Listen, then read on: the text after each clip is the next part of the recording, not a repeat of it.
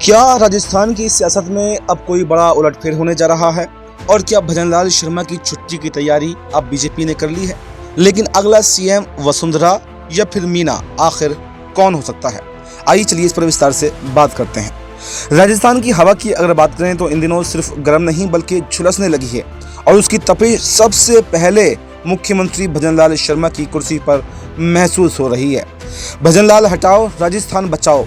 2 दिन में 2 लाख से ज्यादा ट्वीट ये जो है वो एक्स पर किए गए हैं और ये टॉप ट्रेंड बन गया है। जबकि समर्थक ट्रोल आर्मी का राजस्थान के लाल भजनलाल एक ट्रेंड चलाया गया जो चौथे नंबर से ऊपर बढ़ नहीं पाया है।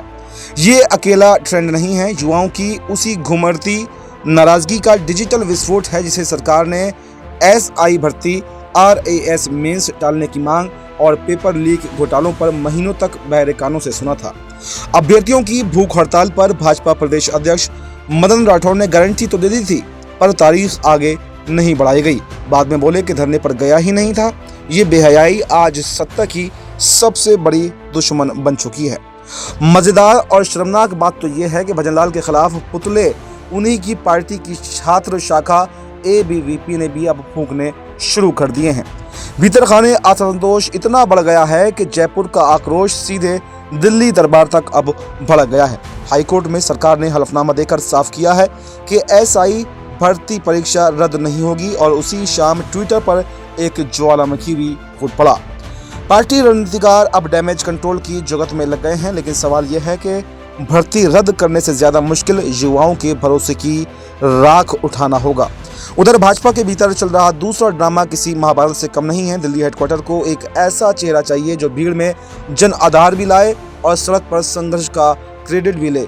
वसुंधरा राजे हाड़ौती की रानी जरूर कही जाती हैं, पर 2 बार की ताजपोशी के बावजूद सरकार रिपीट वो नहीं करवा सकी हैं। तीसरी बार उनका पत्ता खेलना हाईकमान को जोखिम भरा दिखाई दे रहा है।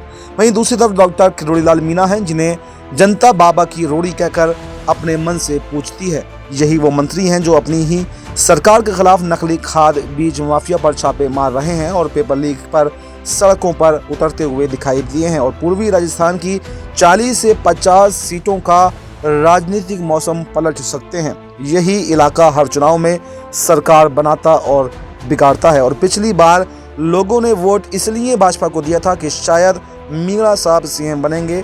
जब ऐसा नहीं हुआ तो 2024 के लोकसभा चुनाव में उसी बेल्ट ने पार्टी को झटका भी दे दिया और हाईकमान भी जानता है कि 2028 में अगर वापसी चाहिए तो अलवर, भरतपुर, दौसा की धड़कनें सुननी होंगी और वो धड़कन इस वक्त किरोड़ी जप रही हैं।